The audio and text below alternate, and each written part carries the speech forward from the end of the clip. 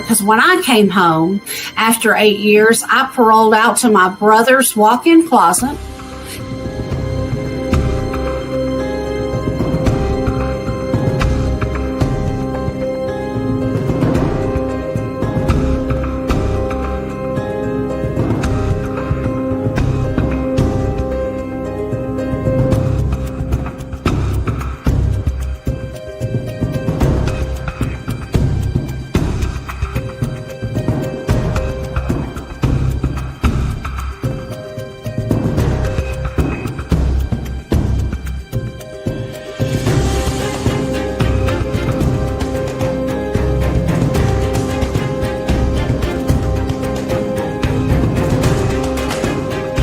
I still got 3 years of parole left.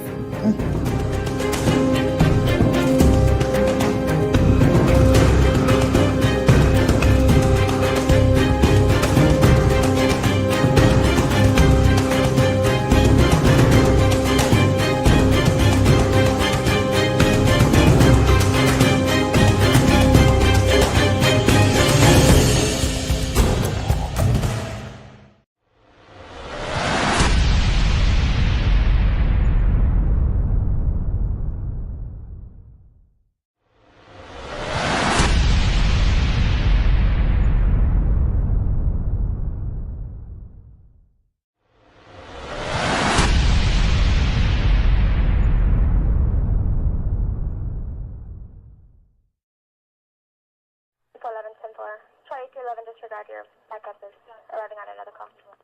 And I can also say that, like, to me, you hear I forget who makes these things up, but you've heard them before. Today's the present because it's a present. So I always try to tell people, don't live in the past because it's gone. Yeah. And tomorrow hasn't even come here, and you might not even see it. So quit acting like tomorrow's so damn important. It might not be a good day if it does. Well, if you get there, I think it's a good day. This is true. So like, to me, but don't worry about it, because again, it's all the mind. I'm worried about tomorrow. I'm worried. I'm anxious about the past, or vice versa. But it's like, tomorrow might not get here. Tomorrow's gone. Like, what's happening right now? Can you live now? Have you ever read Power of the Now? I have. Power of Now? I have. Go read that book if someone's, in a situation. Go read The Power of Now. It's what matters is right now. Tomorrow doesn't even matter. And what you do right now affects the next step. 100%. But the now, that's what I try to live in. Like right now. I love it. And there's also, I think it was Dale Carnegie that has a book where he talks about worry. You if you learn to compartmentalize worry, you're much better off as well. Because people are facing a jail sentence. I go to trial in 6 months. Dude, your 6 months is miserable up until then. When in reality, you could have had 6 of the best damn months of your life if you got convicted and got to sit up the river or whatever they want to call it. But you're worried, and again, that worry and that mental anguish is what ruins people, and it ruins their ability to win when they get out, and it's all self-induced. When we're born, we have a gift. It's called free will. Mm-hmm. So the free will is just the ability to choose. Yeah. So once you realize, sometimes you need age, which I have, to realize this. Because I didn't realize this growing up. Mm-hmm. Otherwise, I'd have made way better choices. Yeah. That's why it's called hindsight. Yeah, so take it from me, it boils down to the power of choice, which is free will, which is God-given, which means everybody has the power to choose, and nobody can take it from you. Like, they say, well, if you're in prison, you can't choose. Yes, you still can choose. So at the end of the day, nobody can take your power to choose, and the choice is the power. Mm-hmm. That's the key. That's the power. That's the power within you're supposed to tap into. But nobody realizes it's just so simple as choice. So you can choose who you hang out with. You can choose when you quit. Even in prison. You can choose what you read. You can choose what you listen to. Yeah. And all of that is what determines everything else. Yeah. So it's like, I choose to be rich or I choose to be poor. No one would choose to be poor. Yes, you will. Yes, you do. Yes, people do. They choose to be poor by quitting. They choose to be poor by hanging out with losers, and they choose to be poor by not being ethical and having integrity and working. And the little choices that you make may be insignificant day to day, but collectively, it's those choices that will determine whether you're rich or poor or healthy or unhealthy or loved or hated. It's your choices. So if you can just figure out that, you now have the ability to do anything. So whether you went to prison or not, irrelevant. You could not go to prison and still be screwed. Exactly. So at the end of the day, you're not screwed because you went to prison. You're screwed because you're allowing that to affect you. Can you say that again? Because I think they need to hear that. Yeah, they're screwed because they're allowing the fact that they went to prison to screw them. Absolutely. And they're choosing that. Yeah. Here's what I always like to say. Number one, I always teach habits. Like if you get into routines are good. Okay. My morning routine, I call it the $1 million morning. Here's why. Number one, when I open my eyes, I gotta get myself to ultimately vibrate in what I call heavenly frequency. Because frequency is serious. It's real? Everybody has frequency. And your frequency determines what you frequently see. Yeah. You know what I'm saying? Yeah. You like that one, I don't love you? it. So at the end of the day, because you're like a preacher kind of. Oh, well, okay. You know what I mean? That's why he liked that no conviction. Yeah. But your frequency is what you frequently see. So if you're frequently focused on issues and problems and challenges, well, guess what you're going to get more of? Because what you emit is what you get. So you have to emit positive. So when I wake up, I know how important it is to operate at what I call a heavenly frequency. So gratitude is amazing. The power of gratitude, my God. So I wake up every single morning and I think to myself, and this is what helped me realize how valuable it is just waking up. And it's, if I gave somebody, especially if they just got out of prison, here, I'm going to hand you $1 million. Dude, they'd be elated. They'd be excited. Nothing would bother them. They think their whole life changed, right? Right. But if I said, I'll give you $1 million, but you can't wake up tomorrow, would you take it? So waking up is worth more than $1 million? No, it's not. No, waking up. Oh, yeah, waking up is worth much more than $1 million. Yeah, so like Steve Jobs. people he don't would trade in all that money if he could still be alive. 100%. So like people don't realize how lucky they are just to wake up. You don't need anything good to happen. It already happened. So now you've got this gratitude, extreme gratitude for waking up. Well, that instantly creates your vibrational frequency in gratitude, and now you're operating in heavenly frequency. And now all you have to realize is everyone in the world is going to try to get you back to what I call earthly frequency, which is the doubt and the depression and the fear and the worry and the anxiety and the uncertainty and all that crap. And then you're like, wait a minute, everyone's going to try to get me down here. Whose choice is it? Right. It's mine. It's yours. So like, I'm not going to let you have my power of choice. Yeah. So you could come into the room and do whatever you want to do. I'm not going to allow that to affect me. Now, again, is it easy? No. Once you realize it's just a choice, it gets easier. But, someone walks in and pisses you off. Did they piss you off, or did you choose to be pissed off? That's what you do with it. Absolutely. At the end of the day, you chose to be pissed off. I can't piss you off. You can only piss you off. So if, he came in, and so I punched him and I ended up in jail. Because that's victim mentality. It's because you chose to allow him to piss you off. And you chose to hit. See what I'm saying? So once people realize this is like, oh my God, like, dude, it is up to me. Yeah. Thank you. It is up to you. And what's up to you is everything. At one point I chose I'm going to be rich. Right. It's a choice. Yeah. So I chose it. Okay. Now there's no other alternative. Yeah. So now I chose to be ethical. I chose to work. I chose to not quit, not go home, not get mad, all that. And collectively, it boils down to what happens. Yeah. So if there's people out there, they've been to prison, so, like, boo-hoo. Like, if I were you, I'd keep your mouth shut about it. Now, some people say, no, you need to turn that into your story. Well, again, you can win that way, too. It depends on which person I'm talking to as to when I tell it. Well, to me, it's like, listen, I could have came out and said, hey, I've been to prison, and now look, but it doesn't matter. It doesn't matter. To me, it doesn't register. It was A, so long ago, and B, it truly doesn't matter.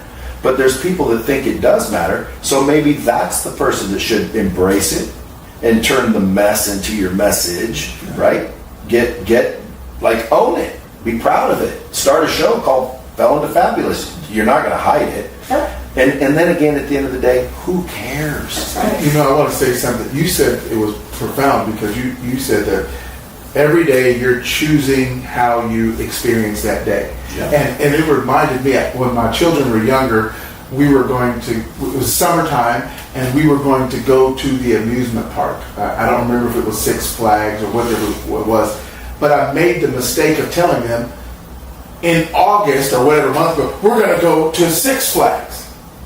Every day they were like, oh God, I can't wait till we can go to Six Flags. I don't want to we don't get to go to Six Flags. You can do anything you want today. You can go to the swimming pool, you can go to the park, you can play on your game. Yeah, but we're not at Six Flags. I mean, if we were at Six, and I realized the biggest mistake was telling them about Six Flags, because now they're only thinking about what they can't do as opposed to everything they can do. And then Six Flags came and went, and then I wish we were back at Six Flags, right? And so the idea that every day you get to choose that day. And it doesn't matter what happened. I was working with a doctor, and he was driving to work, surgeon, and he slammed on the brake. I don't know why he had his coffee in the middle of his pants and lap, but the lady slammed on the brake, and he slammed on and popped the lid off the coffee, and it spilled on his pants. All day long he told that story. And every time he'd tell the story, he'd get mad all over again. And he said, I just had a terrible day. And I was like, well, you didn't have a terrible day. You had a terrible moment that you chose to nurse all day. Like, you didn't have to tell it again. You didn't have to say it again. And sometimes they use that story, whatever it is, whatever happened to them, whether it's prison, whether it's relationship, whether it's whatever it is, to give them justification to not be excellent that day, to not have a good day, to not enjoy that day, to not move forward, to just be stuck, to keep telling the same story. When, in the end, it was just something that happened. I was in third grade. But what does that have to do with today? It's third grade. Now I can say, well, but yeah, I was in third grade and my teacher said that I'd never amount to anything. So, or it's just today. And I think what you're saying is, today, you can choose anything today. You can choose to be better today than you were yesterday. You can choose to be worse today. You can just choose to say, I'm going to team up with some different people or make some different choices. But in the end, whatever you choose, it's still your choice. And no choice is still a choice. You're choosing not to choose. But it's still, that's the choice you made. Yeah. And so, again, that's in everybody. Yes. So when you hear, oh, it doesn't matter if you're black or white or female or transgender or all these things, it doesn't matter. You still have an opportunity. True. True. So at the end of the day, my morning routine is to wake up with extreme gratitude. Now, for a while there, I put a sign on my wall to remind me, congratulations, you get another day. Yeah. So I'd wake up and I'd start thinking about the car payments and the child support and the pressure, and then I'd look at the sign and I'd go, oh yeah, all right. Like, dude, I get another one of these. Because if you think about the money, most people like money. And this is the biggest light bulb for people. If I gave you $1 million, what would you feel like?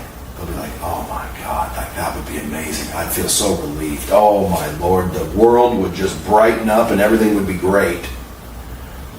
If I told you I'd give you $1 million, but you can't wake up, today's your last day, would you take it? No. So waking up, just knowing that you get the day is worth more than $1 million? Well, yeah. Well, then how come you don't act the same every single day? That's a good point. Exactly. Because they take it for granted. They don't realize, dude, you already got a gift, bro. Yeah. You just won the lottery. You woke up and you're healthy and you're able to walk and talk. Well, what if I'm in prison? Same thing. You didn't woke up. You got time to exercise. You got time to better yourself. You're not in there forever. That's where my best growth came. Yeah, so I mean, at the end of the day, it's all mindset. It's all perspective. It's all how are you looking at things? And you go look at these self-help books, be positive. Well, before I'd be like, well, you be positive. You're not in jail. That's victim. Be positive. Be correct. Be positive. That's your frequency. What's your frequency will determine what you frequently see. So you wake up with extreme gratitude, and then I personally have 4 things that I do every single morning, period. Number 1, I focus on my health, because without that, you're willing to give up all your money, that's for sure. And then I focus on, and by the way, how do I focus on my health? I don't need money for a gym and all this fancy equipment, dude. I move my body and elevate my heart rate for a 30-minute period. Walk the damn lot, do some push-ups, especially in prison without weights. Come out of there yoked as hell. Why? They're doing push-ups, so I focus on my health. And then I focus on my money by writing down 5 things I'm going to do before I go to bed that are going to drive me money today. And then I focus on relationships, because at the end of the day, relationships are more valuable than all of them. So I focus on relationships by texting 5 people that, I don't want anything from. I just want to tell them, love them, miss them, appreciate them, how can I help you? Don't want anything in return. Because that's what builds the relationship. It does. And if I ask people, hey, someone that every time they call, you wonder, what do they want? Because they only call when they want something. Yeah. We all know people like that. I don't want to be that guy. Yeah, that's me too. Everyone answers my calls because I'm not calling because I need something. And people know that. So I focus on relationships, and then I focus on my mind. Why? Because, dude, this right here, if it had all the knowledge it needs to know, I'd have everything I wanted. Mm-hmm. Well, if I still want things, well, I need to know something that I don't currently know. Yeah. So I read 30 pages of a book, period. End of story. Like, it's not, with this Sunday, I don't care what it is. I'm waking up, I'm focusing on gratitude first. I'm going to get that energy, which fires me up, and I realize, man, I'm so lucky. I leap out of bed and say, let me hit that freaking, 30 minutes and get my blood pumping, which has never been a regret. And then I go, freaking, let me reach out to some people and tell them I love them and miss them and appreciate them. And then freaking, let me read. Let me get some of that new information, because the new information is what I'm looking for. I don't need the same information. I need new information. Well, you know where they keep this stuff called information? In books. They're in books. So I just crack a book. Self-help. I've had people think that meant reading the shampoo bottle while they were, taking a deuce, but no, it's self-help books. So I look at psychology, human behavior, sales, persuasion, biographies, stories about real stuff, and Think and Grow Rich, How to Win Friends, Influence People, The 4 Agreements, As a Man Thinketh. I could keep going, The Magic of Thinking Big. Like, I could rattle off 100 of them, because I read every day. Right. And every day, my life gets better and better and better and better and better. And everyone out on the outskirts will be like, yeah, you're lucky. Yeah, you're a lucky guy. And it's like, Must be nice. I am, and the more I do these 4 things every morning, the luckier I get. People always say it's because you're rich and good looking, and I say I haven't always been rich.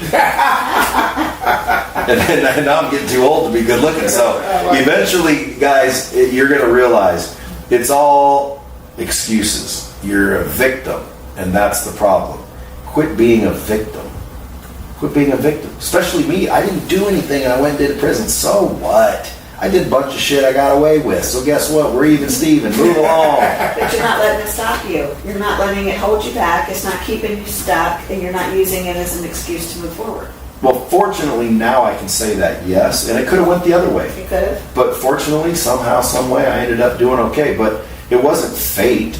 It was because I made the choices. You got off the couch.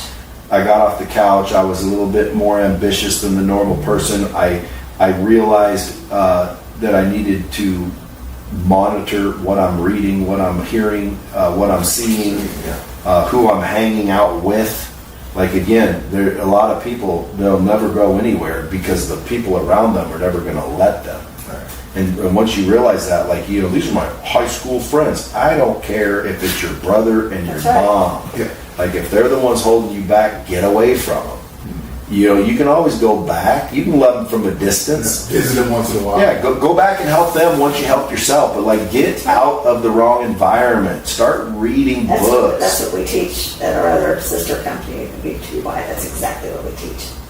Move it out. And you know what's somewhere else. Change your address. And what's funny is, like, I didn't make any of this up, but I'm evidence that it works. And dude, anybody that's started down the personal development path starts to realize, like, they didn't make any of that up, but the shit works. It works. So then when we turn around and start trying to help other people, hey guys, look, come this way. They're like, you're trying to get my $97. Yes, and you have something coming up with Coach Burt, don't you? Well, Coach Burt has something coming up with me. Okay, well, there we go. The two of you are doing It's the his thing. mastermind? No, it's his thing. Uh-huh. I just Oh, go, you just said the $97, so maybe. think Why, is it about $97? It's $97. well, that's only because he couldn't get $9.97.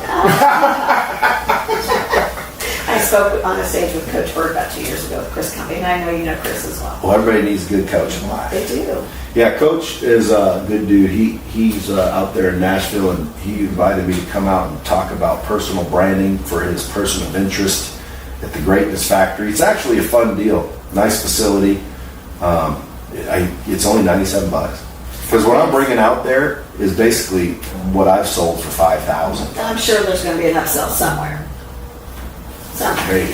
If it's Coach Burt's event, he's going to have other opportunities Yes. that might be more than The $97. But, Facebook ads say $97, so I'm sure there's other opportunities. well, again, that's a hell of a deal because, like I said, I'm bringing my whole playbook on building a personal brand, and anybody that does what I'm telling them to do will build their personal brand, and that personal brand is massively valuable. People asked me the other day, your net worth, and what's your most valuable asset? Which company you think's worth more? And I said that my most valuable asset is, other than obviously health and family and all the crap that is obvious, but asset-wise, personal brand. My personal I brand. agree with that. Yeah, like right now I can raise money for charity. I can reach 1 million people without paying a dime.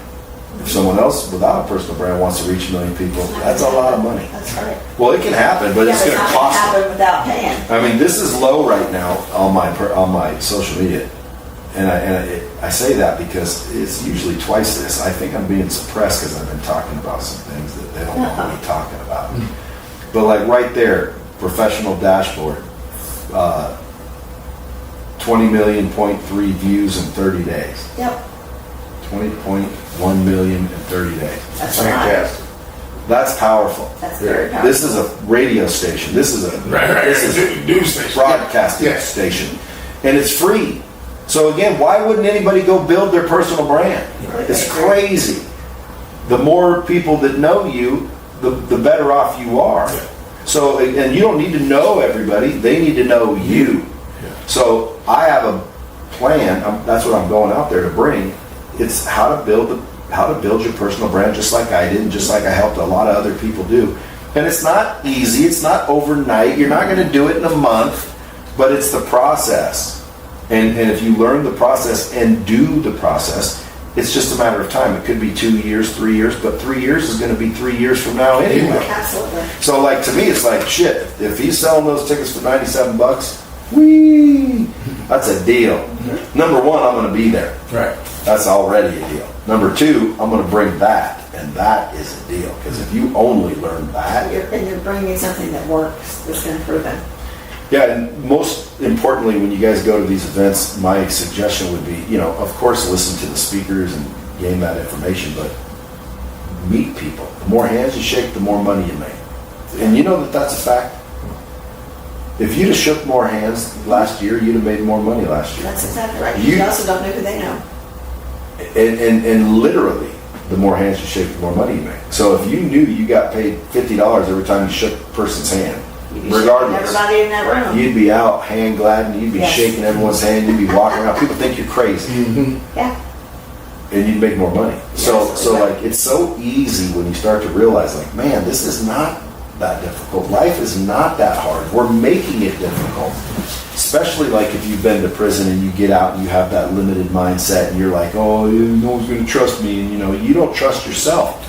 At the end of the day, a lot of times people will sabotage success because they don't feel deep down that they deserve success. That's right. And they don't even know that they don't think that, or that they think that. So like they're really in a trouble situation because they're not even aware, and awareness is the first step. Yeah. You got to get aware that you don't believe you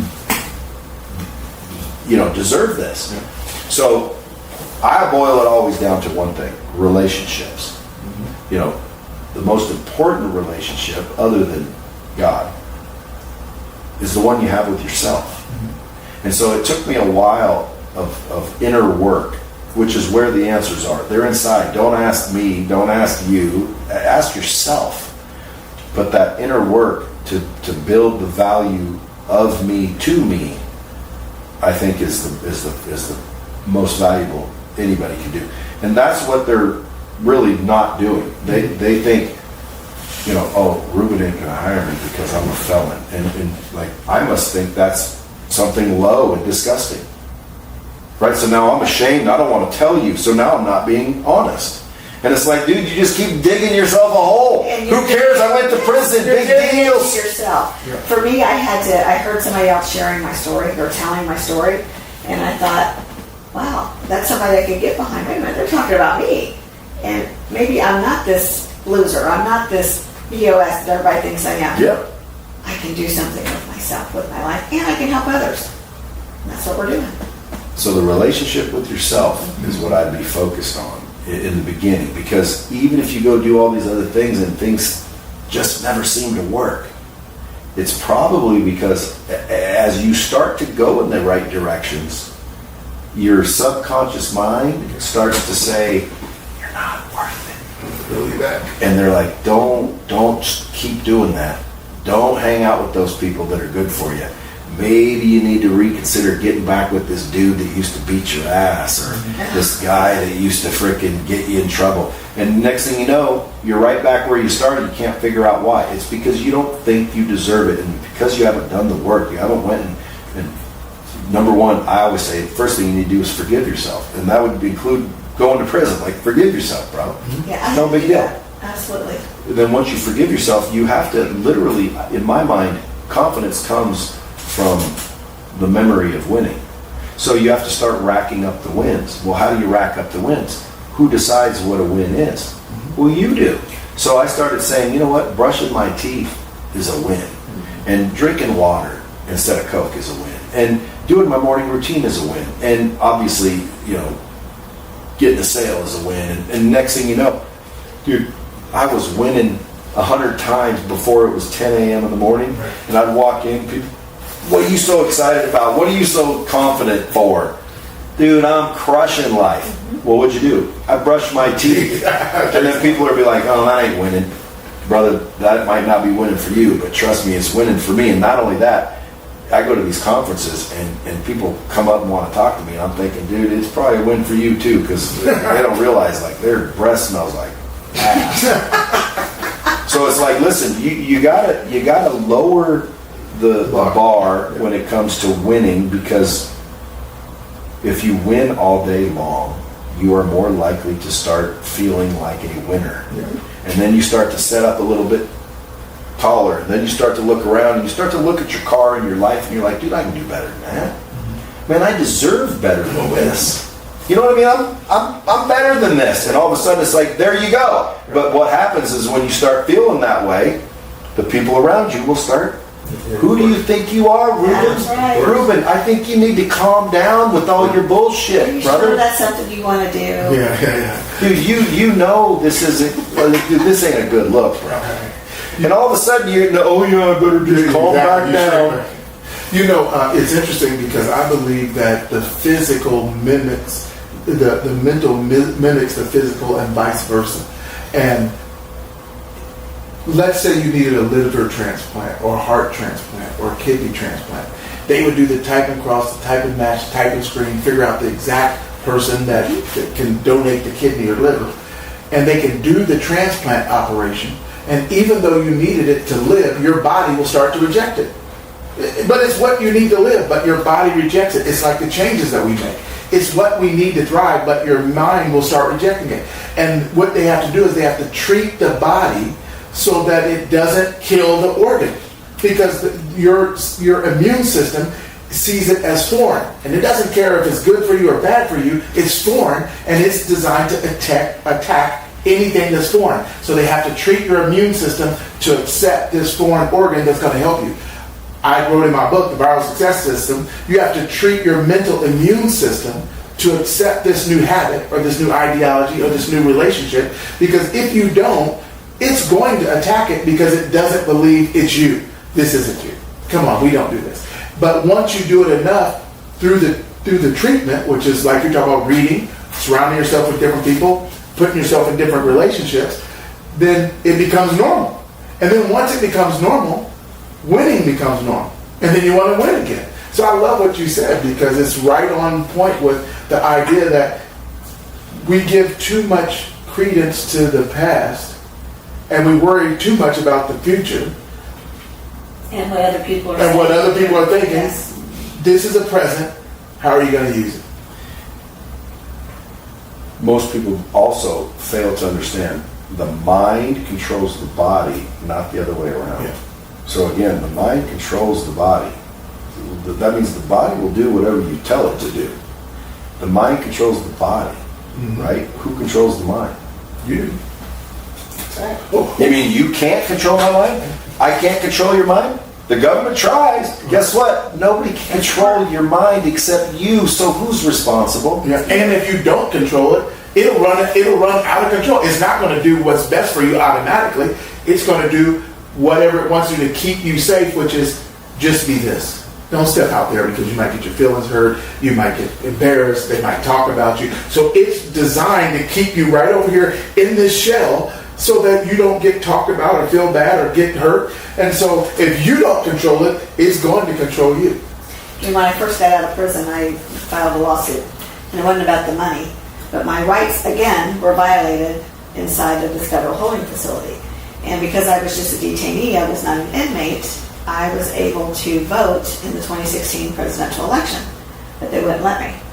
And I should have been able to do it through absentee ballot. So when I got out, we sued for that, did a class action lawsuit, and the settlement was now in federal holding facilities across the country, you can now vote if you're a detainee. It wasn't about the money. It was about the right that they kept taking from us. Even as an inmate or a detainee, you still have some rights. But my family didn't want me doing that. My daughter, I remember her calling and she says, "When are you going to stop being in the news?" I said, "Well, what now?" She said, "Why are you suing them?" And I said, "Because they violated not just my rights, but other people's rights. And this isn't about the money." And there was no money involved in it. It was purely to get them to open that door open for those folks. Well, maybe it's another episode, but And the ACLU picked it up. you know, again, I'm not a. They don't pick up things like they used to. That's kind of a big deal. I mean, at the end of the day, I am a personal believer that your vote doesn't matter anyway. You're right, but for me at that time, I thought it did. Yeah, well, it doesn't. I don't believe it does.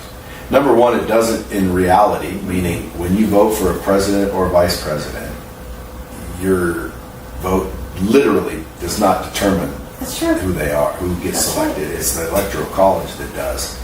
So when you vote for a president and you think your vote is being tallied, number one, that's been It's proven not. corrupt. That's Number right. two, your vote wouldn't count even if it was legit. Why? Because the electoral college exists and they're the ones that vote for those two That's positions. correct. So your vote might count in your local government, but it doesn't for president and vice president. So when you say, okay, all these felons can vote, dude, who's counting?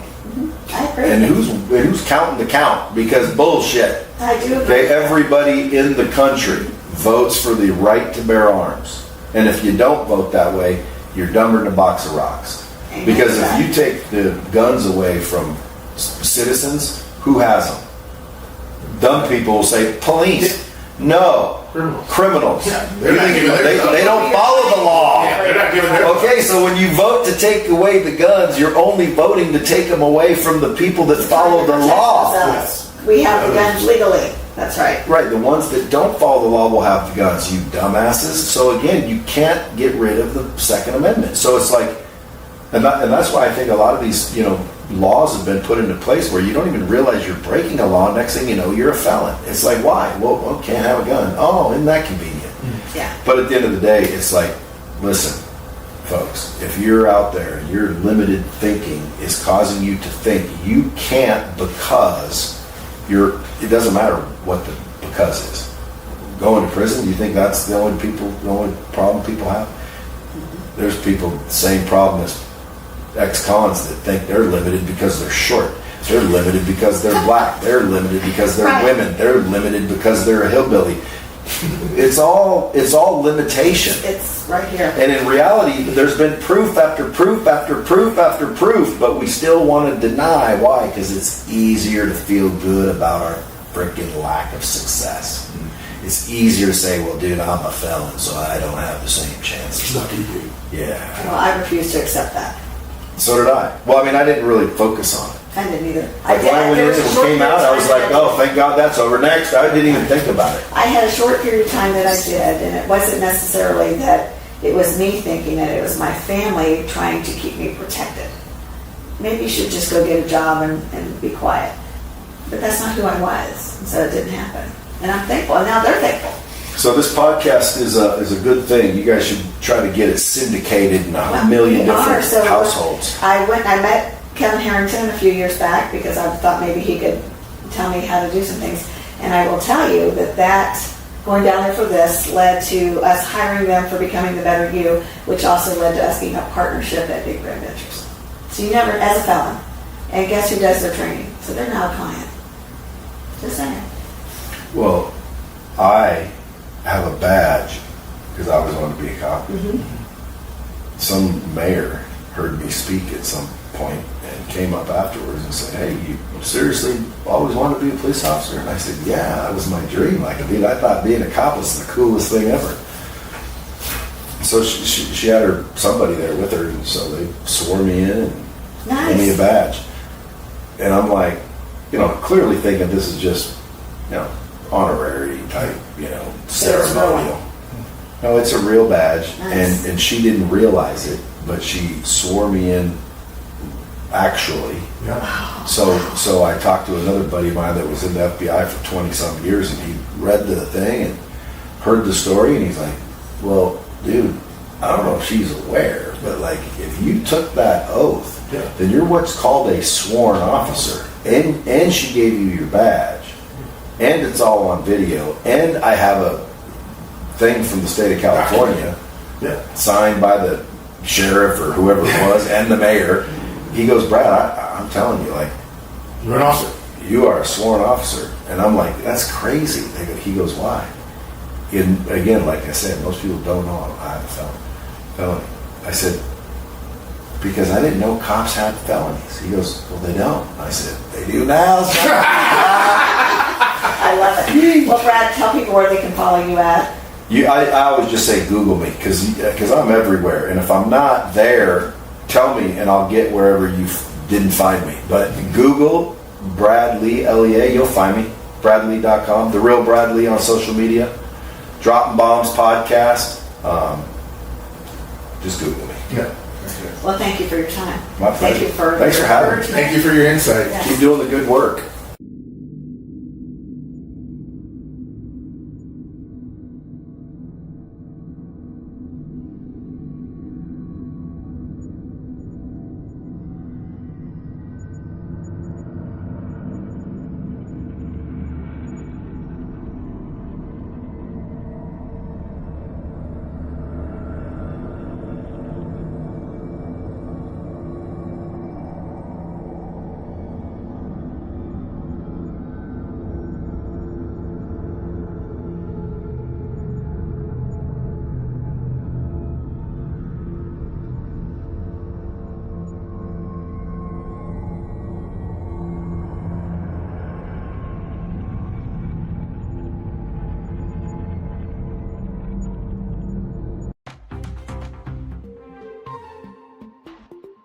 Or do you want to be the person that's helpful, that soothes, that loves? Because you can still stand tall and be as big as you want to be when you are this person.